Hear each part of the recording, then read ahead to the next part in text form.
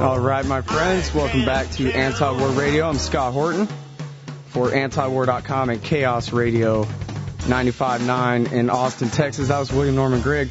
Up next is Philip Giraldi. He's a former CIA covert operative and a partner in Canestraro Associates. He's a contributing editor at the American Conservative magazine. It is our newest regular contributor to regular columnist for antiwar.com. Welcome to the show, Phil. Thank you, Scott. Good to talk with you again, sir. Obviously, Iran is the subject. You're the guy who broke the story first back in the end of July 2005 that Cheney had ordered the Air Force to start drawing up plans for a full-scale air assault on Iran, perhaps even including nuclear weapons.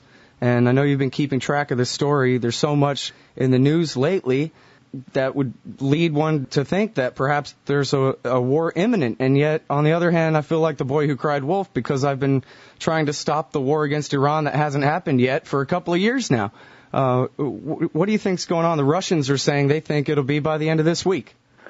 Well, I'd rather that we just keep crying wolf and that we don't have a war, and even if it makes it look as if we were wrong. I think that the fact that people like us are raising a fuss very early on in this process might be an inhibiting factor as to why the neocons and the administration have more or less backed off on this. I don't know for sure about this business. There have been numerous reports about a Good Friday attack.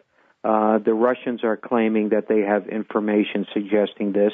There were also a bunch of reports in the French media coming obviously from French intelligence saying sort of a similar story. I don't have any evidence to support the fact that that might be true, might not be true, but it certainly is something to consider. You know, this seems like the kind of thing, it was, if you knew a guy in the Army, pretty much anybody down to the level of a private or something in the summer of 2002, he could have told you, we're definitely going to war against Iraq, forget about it, we already have our orders. And it seems like if we were really preparing for an imminent strike on Iran, that would be the kind of thing that would spread through, rumor-wise, would spread through the military fast and would become common knowledge, right? Well, you would think that, but there are other considerations here. I've read some reports indicating that the planning for Iran is a kind of a quick strike capability that can be cranked up using available resources in the region in a matter of 48 hours or so. So if that is at all possible, then that would suggest that you don't need a whole lot of prior planning. Because after all, we're not talking about infantry divisions or armored divisions here. We're talking about strikes from aircraft carriers that are already in place with armaments that are already on board and using B-52s and B-1 bombers out of Diego Garcia and Guam that are already in place and already have their armaments there. So it's just a question of targeting, last-minute targeting, and giving them the go. Yeah, and I had hearsay rumors pass my way, I think in the spring of 2005, someone whose friend was in the Air Force stationed in Qatar, who said that they were already picking targets and planning for the airstrikes then. Yeah, I believe that, absolutely. I mean, in some ways, if you consider Iran to be an adversary, you would expect the Pentagon to be planning and targeting. And I think that's precisely what we're seeing. The question is, what are the intentions of this planning? Is this the kind of planning that you do routinely, or is this planning that's very, very specific and that is geared to a timetable? That's what everyone would like to know. And you mentioned the aircraft carriers, and that's another piece of news recently. I guess the Eisenhower and the Stennis carrier strike groups have been there for a little while, and now the Nimitz is on its way. The military is saying that the Nimitz is simply to replace, I believe, the Eisenhower, that they're not going to overlap and have three carriers in the region. William Arkin said, I can just hear the conspiracy theorist now on his blog at the Washington Post. But I guess if you had three in the region, that would be a pretty opportune time. Well, yes. In fact, Seymour Hersh, I believe, was the first to report that the planning specifically hinged on having the extra carrier group or groups. There are actually a lot more military assets in the region than one normally says. There are the two carrier groups, but there are also some of the Marine Corps type aircraft carriers that are able to strike with Harriers and other aircraft. They're in the region too. If you look at the region broadly as the whole Middle East, there are quite a few resources in the area. And also, I guess we should note the promotion of Admiral Fallon to be the was it the head of CENTCOM? Yeah, that's right. Mm-hmm. And this is a guy who obviously his expertise is naval and air power, not fighting a ground war against insurgents in the Fallujah, Anbar province. That's right. I mean, the appointment makes no sense whatsoever unless you assume that the objective of the appointment is either to rattle the saber at Iran or to actually carry out operations. Now, when you mention the extra assets in the region that usually go unmentioned, I've read in foreign papers that there were American military assets, particularly Air Force type assets, being put in place in Belarus and in Azerbaijan. Do you have any information about that? Belarus would be very unlikely, I think, because politically that would not work. No. I'm sorry. It's not Belarus. You're right. That's one of the axis of evil countries. Which one am I thinking of? They quoted Sam Gardner in the article, if you remember. I think what he referred to were some of the bases in Central Asia, places like Tajikistan and some of the stands that had bases that basically were set up to support operations in Afghanistan, but are apparently being geared up to support operations now in the Middle East. Mm-hmm. And, since I brought up his name, I should mention that I sent him a few emails last week trying to arrange to get him on the show, which he was too busy to do. But he did say in the email that he thought we weren't likely to see military action anytime soon because the U.S. and the U.K. were going to give sanctions time to work.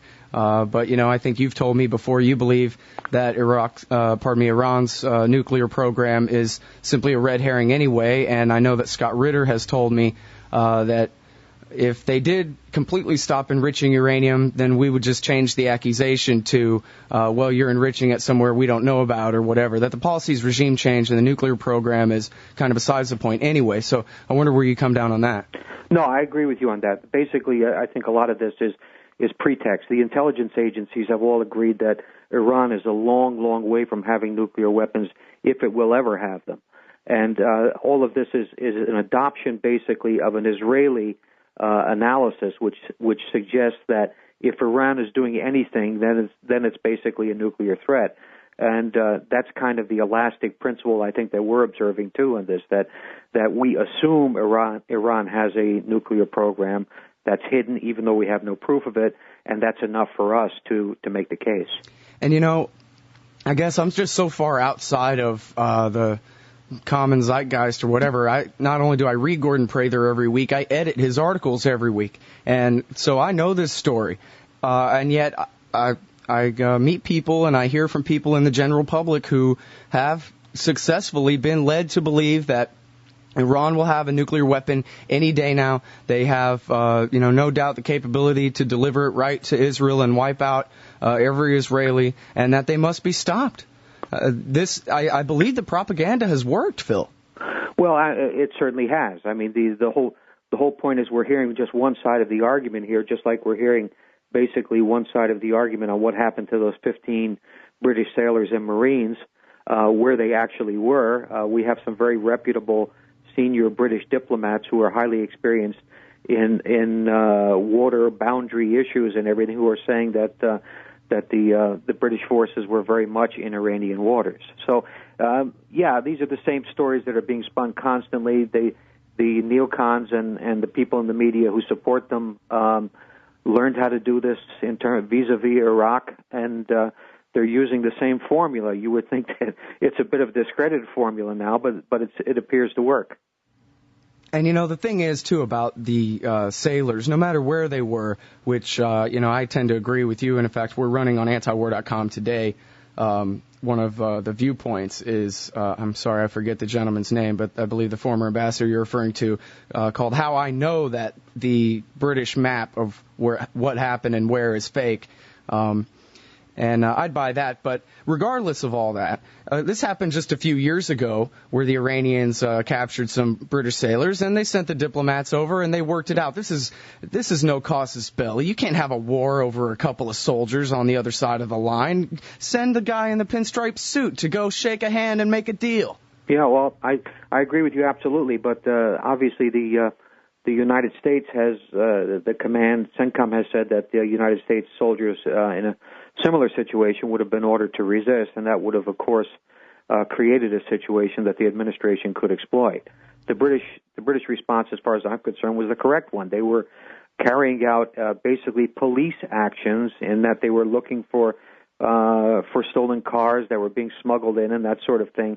Hardly the situation that would justify an exchange of gunfire that could lead to something much worse. Now, are you a military guy before an intelligence guy? Yeah, I was in the U.S. Army during the Vietnam War. Mm-hmm. Okay, so now can you, do you know specifically whether orders like that have been given to Americans, they say, to resist if they are captured or attempted to be captured by Iranians, is that new? Is that a setup to try to provoke a confrontation there? Or would that always be the rules of engagement operating in the Persian Gulf? Well, I think actually the rules of engagement vary from time to time and from theater to theater, and it's basically up to the local senior commanders to determine what those rules are. In this case, obviously, this is basically the instructions or the rules of engagement that come from probably CENTCOM. It would seem to me that given the fact that there are no hostilities in that area with any other foreign government, you would want to avoid that kind of situation. But I have no idea really what kind of detailed justification CENTCOM would have come up with to give those kinds of instructions.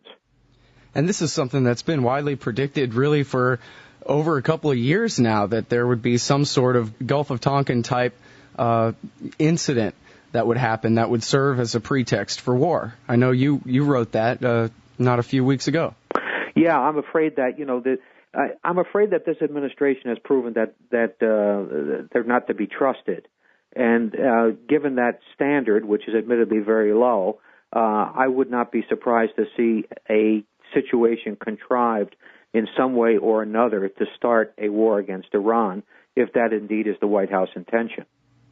Okay, now when you broke the story really in the August 1st issue of 2005, the American Conservative magazine, you talked about how the Air Force was being told by the White House to include plans for the use of nuclear weapons. And Seymour Hersh, in the spring of 2006, in his article, The Iran Plans, confirmed that. And then in a later article, though, said that the Joint Chiefs had won the argument against the White House and that the option of using nuclear weapons had been taken off the table. So please fill us in from there as best your understanding, sir. Well, my understanding right now is that the debate is still going on, that the Joint Chiefs did indeed insist that they thought that the nuclear option was a very bad idea, but that the White House still kind of embraces it. The whole issue about Iran is just how difficult it would be to take out their nuclear facilities if that indeed is the intention of an attack. And I think there is a fairly broad consensus that some of these facilities that you in particular would want to hit might be very, very difficult to take out without using a nuclear weapon. So I think the issue is kind of still on the table. It might be on a back corner of the table or something, but I would not rule out nuclear weapons. I think a lot of the military brass very correctly views the escalation of using nuclear weapons in a situation where the other side doesn't have them, and in a situation where there might be other options. They view it very negatively. But as we've often mentioned, this White House doesn't necessarily have a very high level of scruples. Well, and there is kind of a whole strategic school of thought that it's time to make nukes usable, that it's very unfortunate, in fact, that there's this terrible nuclear taboo. Yeah, that's right. I mean, the suggestion is that there are battlefield nuclear weapons that basically have very limited fallout. They're just essentially an enhanced explosive. And I think that kind of thinking is very dangerous in that there are a lot of people out there with nuclear weapons now, countries like Pakistan and India, to name only two. And the opening the door to the use of nuclear weapons in a conventional way, I think, is a very, very dangerous thing to do. Now, I talked to a guy named Sami Rassouli yesterday. He's the head of a thing called the Muslim Peacemaker Team. He's an American restaurateur from Minneapolis, a former Iraqi expat who's now gone back home. And I asked him about, this is something you and I have discussed before as well, the possibility that the American army in Iraq could be in great danger if we commence a war against Iran. Muqtada al-Sadr and Abdulaziz Hakim, the two most powerful Shiite leaders in Iraq, have both said that if America bombs Iran, they will go to war. And when I brought this up to Sami Rassouli, he mentioned, he brought up to me, and I guess it was kind of speculation, but he was saying, remember a few weeks back when a couple of black SUVs pulled up and apparently Arabs or some kind of Middle Eastern people in American uniforms with American weapons killed a couple of soldiers, 2 or 3, and abducted 2 more, and took them a few miles away, executed them, and left them in the black SUVs, and it was kind of a big mystery as to what had happened there. He said his theory, and he was there at the time, I believe, in Karbala, that what they thought was that these were the Iranians, that this was right after America had arrested some Supreme Council for Islamic Revolution in Iraq members up there in Erbil, I believe it was, and that this was the Iranians sending a message to George Bush, look what we can do to your guys. Well, I haven't heard that theory, but there's no reason why the Iranians could not have used surrogates within the militias to carry out exactly what you just suggested. And it might indeed have been a signal. And there are a lot of theories going around that the abduction of the British Marines and sailors is also a message that's being sent. I don't know. I mean, you could parse these situations in a lot of different directions. It certainly would be plausible that if you've had 5 people abducted, you will take a step that will show that you have capabilities and you can get even if you want to. And I wouldn't be surprised to see that. The Iranians and other hardball players in that region in the past have done similar things, so it doesn't surprise me, no. Okay, now here's the fundamental contradiction really revealed in American Middle East policy. For most of at least since 1980 or something, America has allied itself with the Sunni Arabs against the Shiites. And now we've reversed this policy. George Bush has imported the Iranian Revolution into Iraq. And the government that has been created there by the United States is basically simply Iraqi expats who lived in Iran for 30 years waiting to take power back, the Supreme Council for Islamic Revolution and the Dawa Party, and America is supporting Iran in Iraq at the same time we're preparing for war with Iran. It seems like there would be some sort of coherence to this policy, even if it is, one centered around the idea of mass slaughter as progress. Yeah. Well, the problem is that we haven't played our cards very well in all of this.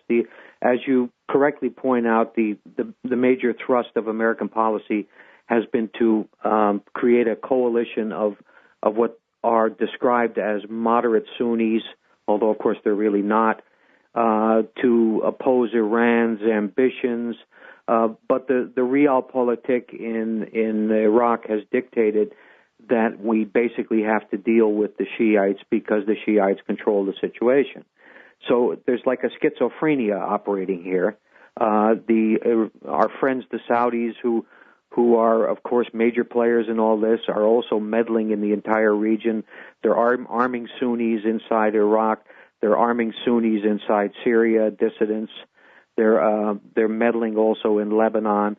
The whole situation is extremely complex, and it's the kind of situation that probably the rather simplistic worldview of the Bush administration is not really very well geared to deal with. All right, now this is going to be an oversimplification, and feel free to parse things and narrow them down as much as you like. But it seems to me that in the run-up to the Iraq War, this was clearly an effort led out of the vice president's office and by the White House, and every other Republican and centrist Democrat could either get on board or be ridiculed, and much of the establishment decided to get on board. There were some George Bush senior guys who wrote op-eds in the summer of 2002 opposing the war, but they had shut their mouth by the time of that the actual war had happened. But it seems like the war party this time around must be much smaller. And when I see Zbigniew Brzezinski going on the Daily Show of all places and going on, up in front of the U.S. Senate and warning that America is about to start a regional war and we're going to own all the real estate between Jordan and Pakistan, and maybe even including Pakistan, that this is a disaster, that this is going to destroy the American imperial project he's worked so hard to build. Who makes up the war party at this point that they have the power to ignore people like Zbigniew Brzezinski, who I believe has long been identified with representing Rockefeller interests? Well, I think I would have to say that the epicenter of the war party right now is AIPAC, and it's this warped perception of what Israeli interests are in the region that I think that's the American-Israeli Public Affairs Committee. Yes, right. Yeah. Which is the principal lobby for the state of Israel, and is the lobby that is most effective in terms of maintaining its direction of the U.S. Congress and the White House. I think that is probably the epicenter of this right now, that Israel perceives, if you read the Israeli media as I do, you see that Israel perceives Iran, as they keep using the phrase existential threat. Well, there are a lot of ways to look at that, which we probably don't have time to get into. But the fact is that this bill of goods is essentially being sold by AIPAC, and AIPAC has convinced a lot of people in Congress and in the administration that this threat to Israel is by some kind of synergy and a threat to the United States. Well, Iran is not a threat to the United States. But anyway, this is the kind of game they're playing. They're also playing the game now of insisting that, no, we're not looking for an armed conflict. We're basically looking at putting lots of economic and other pressure on Iran to change its behavior. I don't trust them for a minute. I have a feeling that if they could turn the switch and get the administration to launch an attack, they would. So I think that's where it's coming from. All right, and lastly here, Philip Giraldi, former CIA covert operative, contributing editor at the American Conservative, columnist for antiwar.com. I'd like to get your comment. I know you read antiwar.com every day. In the Frontline section yesterday, we featured an article about local Sunnis in the so-called Sunni Triangle in the Anbar province and such in Iraq, and how they have turned on the foreign fighter Al-Qaeda types, are fighting them and kicking them out of the country. Your comment? Yeah, there's been a lot of reporting on that. Again, it's always the reporting is very focused. It focuses on certain villages, on certain tribal leaders, and things like that. I suspect there is a lot of truth to it. That essentially, a lot of your average Sunnis who basically have a lot of issues, at the same time are beginning to see that groups like Al-Qaeda are just using them. And I am not terribly surprised to see this. The real question would be to what extent this is a widespread movement, or to what extent this is just a localized issue. That's not very clear. I'm not very sure about that. All right. Well, we're all out of time, but I always appreciate your insight into these matters. Everybody, Philip Giraldi, again, contributing editor at the American Conservative magazine, our newest columnist for antiwar.com, and we'll be featuring his newest article this Wednesday. Thanks again, Phil. Okay, well, thank you very much.